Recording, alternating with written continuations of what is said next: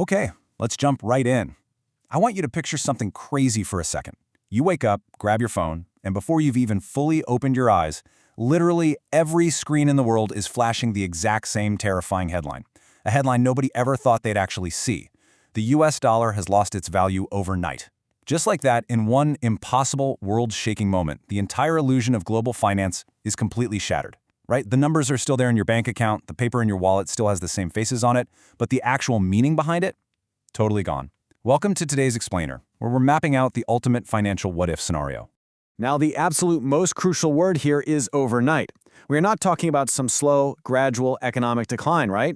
No months of warning signs that we could all just brush off. We're talking about a sudden, catastrophic drop out of nowhere. No one gets a warning, and literally no one has time to prepare. There's no central bank that can just hit a magical pause button, and absolutely no politician who can stand at a podium and calm this kind of storm with a speech. One moment the dollar is the undisputed backbone of the world, and literally the next, it's the symbol of total collapse.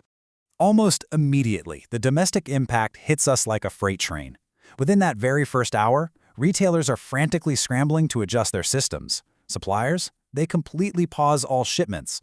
Think about it. If the dollar is suddenly weak against literally everything else, imported goods become instantly, and I mean exponentially, expensive. Electronics, your medications, clothing, machinery, they all start climbing in price way faster than the shelves can even be tagged.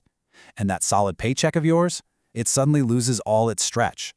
The harsh reality that salaries don't just automatically rise just because prices do hits the average person instantly.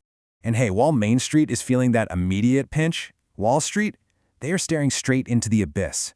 At first, traders looking at their monitors would probably just genuinely think it's a software glitch. They'd be refreshing charts that make absolutely zero sense. But within minutes, that disbelief turns into pure dread. Wall Street goes into total, utter emergency mode as investors desperately scramble to escape any assets tied to a collapsing currency. Because here's the really terrifying truth of it all. Panic does not move in a straight line. It spreads like wildfire. Banks are overwhelmed instantly. Their phone lines are just lighting up with desperate calls from people asking, are my savings safe? Should I withdraw cash? Do I need to go buy food right now? And that immense public fear leads directly to sudden shortages. People rush out to buy essentials and shelves empty out, not even necessarily because the physical supply is completely gone, but just because everyone is trying to buy everything at the exact same time. Let's actually slow down for just a second here. The absolute key to understanding this is knowing what the dollar actually is. I mean, most of us just see it as money, right? But in reality, the dollar is basically just confidence wrapped in paper and digital ledgers. It is this invisible standard of global trust that helps determine how oil is priced, how whole countries borrow money, and how ordinary folks like us understand value. It's not strong because of the paper it's printed on, it's strong purely because the world believes it's strong. So, when that belief collapses, the entire global structure starts to wobble. Section 1. The first hour, the domestic blast radius. Let's get right into it. The domino effect of exploding inflation is rapid, and it is merciless. Imported goods and fuel are the first obvious victims as those prices spike. But fuel doesn't exist in a vacuum, right?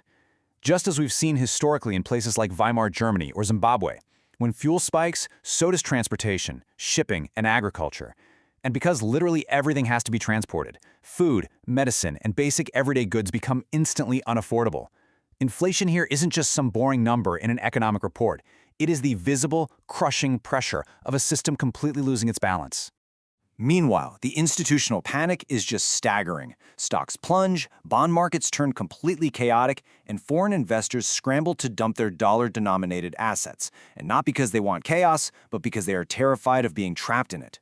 But the most alarming part for the average person like you and me, the value of our cash savings erodes in real time, and retirement accounts wobble violently. Plus, import-heavy businesses face this incredibly devastating wave of uncertainty. Section 2. The global shockwave. See, the rest of the world is deeply, dangerously dependent on the US dollar. It really is the central pillar of the global economy. Countries hold massive amounts of dollars in their foreign reserves, global energy and oil, priced in dollars, international loans, and these super complex global supply chains are all completely tethered to it. So if the dollar drops to zero, central banks around the world are suddenly locked in non-stop panic mode crisis meetings. They'd be scrambling to defend their own economies, frantically deciding whether to intervene in markets, pause trading entirely, or just distance themselves from the dollar as fast as humanly possible. All of this triggers a seriously painful, chaotic, global pivot toward alternative assets. Gold would see these massive, instantaneous surges in demand. Other major currencies might actually strengthen temporarily as people frantically seek safe havens. We'd see countries desperately trying to shift regional trade into their own local currencies. In fact, we've actually seen glimpses of this in recent sovereign defaults where citizens rapidly turn to digital systems and barter just to survive. But a world built for decades around one single dominant currency, it cannot just flip a switch overnight without enormous logistical pain. Section 3. The Psychology of Panic. Let's trace the actual human reality of this timeline, because at the end of the day, markets are driven by people and fear. For the average family living paycheck to paycheck, this is how incredibly fast daily life devolves. In the morning, there's mostly confusion. Is this a cyber attack, just a crazy rumor? But by noon, as prices actually update and those store shelves empty, that confusion turns into visceral fear. People start wondering, should we rush to the store right now? Is my salary even going to be enough? And by nightfall, that fear ferments into pure desperation. When money literally stops behaving like money, the people with the smallest financial cushion are the ones who suffer the absolute most. And then we have the massive question of debt. America, and honestly the whole world, runs on debt contracts. If the dollar suddenly loses its value, borrowers who owe fixed dollar amounts might technically find it a bit easier to repay with a much weaker currency. But on the flip side, lenders, creditors, and major financial institutions suffer catastrophic losses. When trust in that fundamental unit of account just vanishes, lenders become super cautious, credit tightens up, and the entire system of financing collapses. And that, my friends, is exactly how a recession instantly becomes a full-blown depression. As for the political theater surrounding all this, it would be absolutely inevitable and completely unforgiving. We would see emergency congressional sessions right away, and just enormous pressure on the Treasury and the Federal Reserve to explain what on earth happened. Accusations would fly everywhere, and leaders would rush onto television trying to reassure the public. But here's the catch. Reassurance only works if people still actually believe in the system. As the source material points out, ordinary folks wouldn't really care about the political blame game. They'd literally only care about whether they can afford groceries next week. Authorities would obviously try to stop the bleeding. They'd implement extreme emergency measures. Things like capital controls, harsh limits on bank withdrawals, frozen transactions, and direct market interventions. But this creates a brutal, inescapable loop of crisis management. Think about it. Every emergency control enacted only proves to a terrified public that the situation is exactly as terrible as they feared. The stronger the control, the more people worry. And the more they worry, the more they panic. It just becomes this completely self-fulfilling prophecy. Section 4. The Illusion of Value.